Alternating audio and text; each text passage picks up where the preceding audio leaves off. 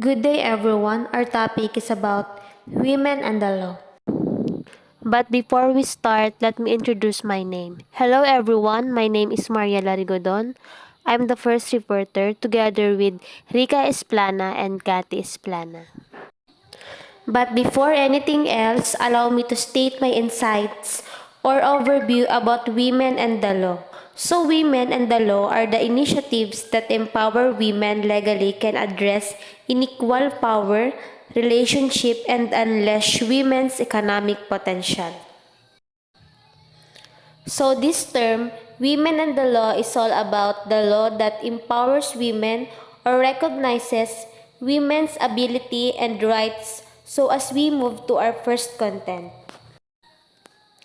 1987 Constitution states that Section 14, Article 2 of the Constitution provides that the state recognizes the role of women in nation building and shall ensure the fundamental quality before the law of the women and men. So this Constitution recognizes the ability of women to lead and of the praise it recognizes the praise what men can do can also be done by a woman.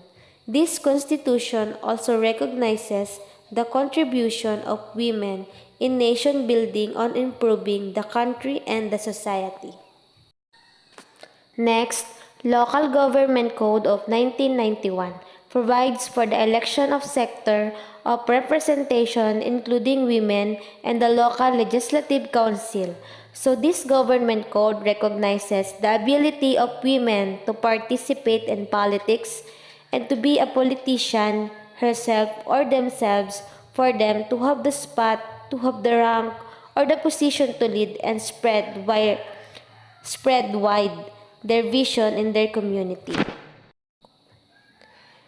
Party list law provides for the creation of women-oriented or women-based parties to compete under the party list system. Women is one of the 9 sectors identified in the law, so it is not new to us that party lists are mostly led by men and most of the members are men, but with this party list law, it protects the rights of women to create and form an organization with women who share the same interests of providing more protection and security for their co-women, or let's say their sister by gender. So this law helps women or us women to exercise our rights and for us to participate and use for our voice to within the circle so we can provide enhancement, the betterment for our benefits and the law, but let us not also forget that as we try to preserve and improve our rights, we should always be equal to men, children, and other people around us since it is important for us to show respect and equality. Labor Code 1989, 6725, which approved on May 12, 1989, prohibited employers' discrimination against female employees with respect to terms and condition of employment solely on account of their sex, despite of this gender stereotyping, exploitation, and abuse of women continue to exist and pervade in our social and cultural sphere, women and nation building. Women and Nation Building Law is an act promoting the integration of women as full and equal partners of men in development and nation building in relation to gender budgeting. The law is especially mandated all agencies to allocate a minimum of 5% increasing 30% of official development funds in missed training gender concerns to ensure financial support in addressing gender inequality. RA 7192 mandated that a substantial portion of funds received to official development assistant or ODA package be set aside by government agencies for gender and development agencies for gender and development or JAD concerns.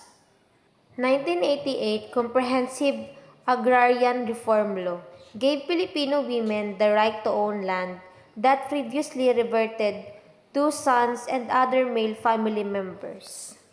Republic Act 6657, otherwise known as the Comprehensive Agrarian Reform Law, issued on June 15, 1988, more especially Chapter 10, Section 5, which provides that all qualified women members of the agricultural labor force must be guaranteed assured of equal and ownership of lands, shares of farm, produce and representation in advisory of decision. Republic Act 7688, an act giving representation to Women in Social Security Commission. The SSS shall be directed and controlled by Social Security Commission.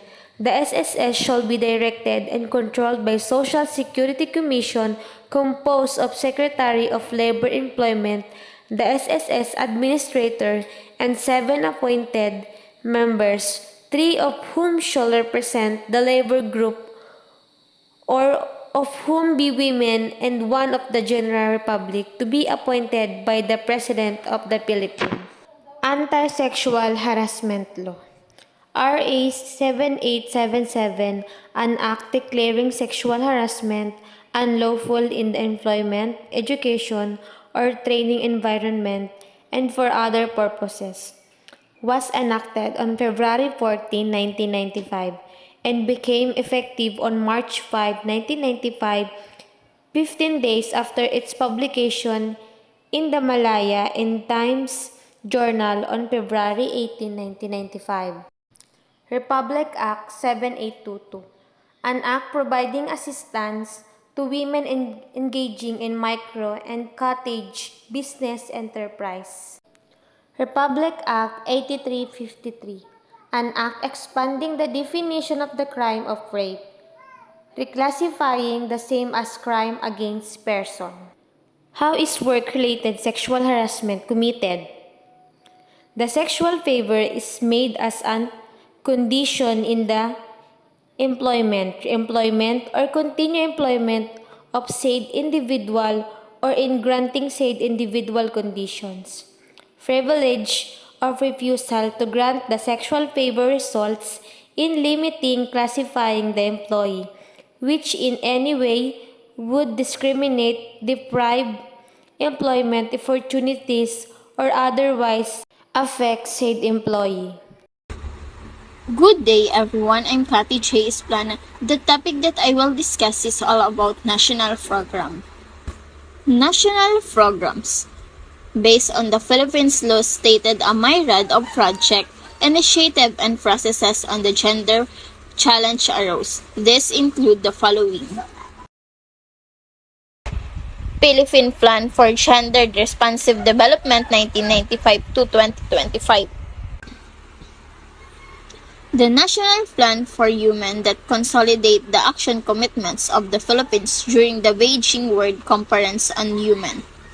This is overall framed that it also the point of reference for the discussion and monitoring of gender mainstreaming. And also, it is a nationwide multi-sectoral policy document in the plan sector on economic and industrial development include agriculture and fisheries, agrarian reform, environment and natural resources, and industry, trade, and tourism. The following primary objectives are highlighted in the sectoral plans to promote enhance the participation of women both as agents and beneficiaries in economic and industrial development, and to mainstream gender concern in the development and management of the subsector in agriculture, environment and natural resources in industry, trade, and tourism. Next is a gender and development budget. Integral to the national plan, it is aimed at institutionalizing gender concern in the mainstream development process and agenda, and not just program and project of the government. Concretely, it prescribed for the allocation of 5% of government agency, local government unit budget on a gender-responsive activities and projects. As a result, implementation of development programs and policies of government also means partaking a role in governance as a primarily stakeholders in the development process. Humans have the right to maximize their involvement in governance, be it at the local or national level. And lastly, Framework Plan for Human. This is part of the Philippines Plan for Human, developed to focus on three thrusts, namely promoting human economic empowerment, advance and protect human rights, and protect gender-responsive governance. This plan indicator name program, formulate the implementation plan, and set up tools for monitoring and evaluation.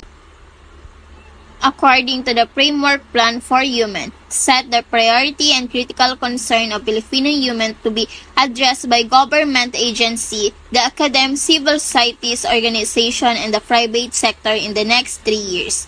In this plan, we have tried to reflect both national and regional properties. That's all. Thank you for listening. The next reporter will be Rika Isplana. Good day everyone, I'm Rika Esplana and I will be discussing about the women's right to participate. Women's right to vote was granted in 1937. The Constitution of 1935 stipulated that the right of suffrage would be extended to women only if 300,000 women voted in its favor during a national plebiscite.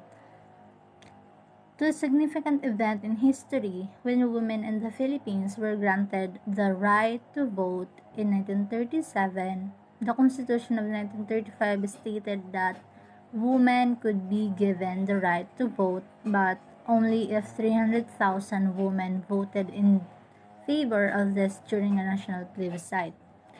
When we say plebiscite, it is a direct vote by eligible voters to decide on a specific proposal. In this case, the proposal was about extending the right to vote to women, so the women of the Philippines had to show their desire for this right by voting in large numbers. And was a major step towards gender equality as it recognized women's political rights and allowed them to participate in the democratic process. It's a testament to the power of collective action and the importance of voting rights. The General Council of Women was then established in Manila to direct the plebiscite campaign. The General Council of Women being established in Manila to direct the plebiscite campaign is a historical event where a group of women came together to lead a campaign for a plebiscite. The General Council of Women was formed to guide and manage the campaign for this vote, and they would have been responsible for things like educating the public about the issue at hand, encouraging people to vote, and perhaps even advocating for a particular outcome. It's a significant event because it shows the active participation of women in political and social affairs, which might not have been common at that time. It's testament to the power of collective action and the important role that women can play in shaping society. At present, women's right to vote and participate are maintained and further protected by existing laws at hand. It means that the right of women to vote and participate in political processes are currently upheld and further safeguarded by the existing laws. In many countries, women's suffrage, the right of women to vote, has been established for many years. However, it's not just about the right to vote. Participation also refers to the ability of women to take part in the political process in other ways. such as running for office or holding public positions. Further protected by existing laws at hand, suggests that there are specific laws in place that not only ensure this right but also provide additional protections, and this could be laws that prevent discrimination, promote equal representation, or protect against voter suppression. For example, it's a great thing that these rights are being protected because it's important for everyone to have a voice in the decisions that affect their lives. And next, women's involvement in civil society. Women's expression of involvement in civil society could be through organizing along gender-specific issues and formation of all women's group within broad coalition as power-enhancing mechanisms. Here naman is talking about the ways in which women can become involved in civil society, especially through focusing on issues that are unique to women and forming women-only groups within larger coalitions.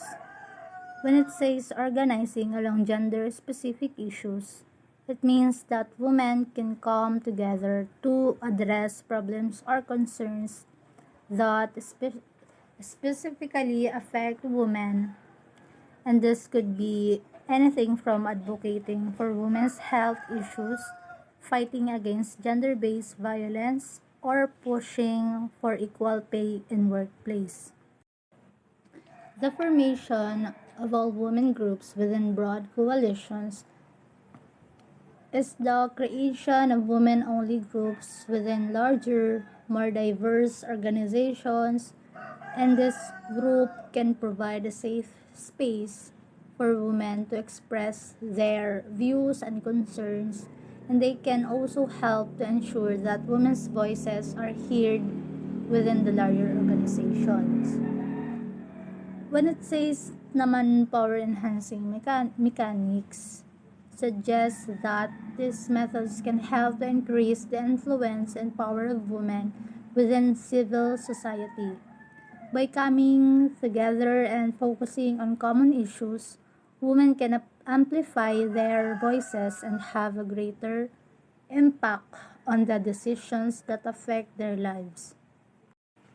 There also exists a so-called Philippine NG Beijing Scoreboard, which evolved from the National Steering Committee of NGOs for the United Nations Fourth World Conference on Women, and this lead in the national monitoring implementation of the Beijing Platform for Action. The Philippine NGO Beijing Scoreboard mentioned here is likely a group or organization that was formed to monitor the Philippine government's implementation of the Beijing Platform for Action. The Beijing Platform for Action is a comprehensive plan for advancing women's rights and gender equality worldwide. It was adopted by the United Nations at the Fourth World Conference on Women held in Beijing in 1995.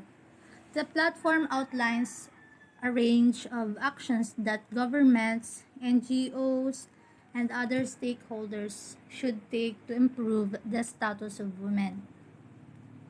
The National Steering Committee of the NGOs for the United Nations Fourth World Conference on Women would have been the group of non-governmental organizations that represented the Philippines at this conference. After the conference, the committee evolved into the Philippine NGO Beijing Scoreboard, and this group's role would be to monitor and evaluate how well the Philippine government is implementing the actions outlined in the Beijing platform. They would likely produce reports or scorecards assessing the government's performance in different areas. It's a crucial role as it helps to hold the government accountable for its commitments to advancing women's rights. Along with other women groups and gender-oriented institutions, they have succeeded in raising gender-specific issues such as domestic violence, prostitution, reproductive health, sexual harassment, and rape. This is highlighting the achievements of various women's groups and gender-focused institutions. These organizations have managed to bring attention to issues that are specifically related to gender.